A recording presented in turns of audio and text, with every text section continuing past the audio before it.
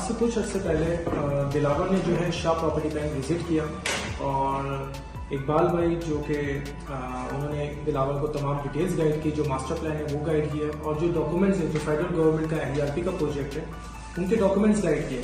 Guide करने के बाद फिर दिलावर को जो है हमने विजिट करवाया और विजिट करवाने के बाद दिलावर को जो प्रोजेक्ट है NERP वो काफ़ी पसंद आया और उन्होंने कुछ प्लॉट परचेज किए।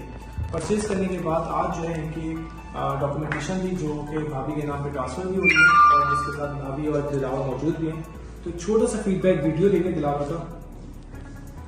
हमें तो बहुत अच्छा लगा। हम सोशल मीडिया के जरिए आए थे, हमें विजिट भी अच्छी तरीके से करा। जिन्होंने शाह प्रॉपर्टी विजिट नहीं करा उनसे गुजारिश है कि करें, आने वाले वक्तों में ये बहुत अच्छा जाएगा। आप लोग आए, आप लोग विजिट करें, बहुत अच्छा गाइड किया जा रहा है, बहुत अच्छा बताया,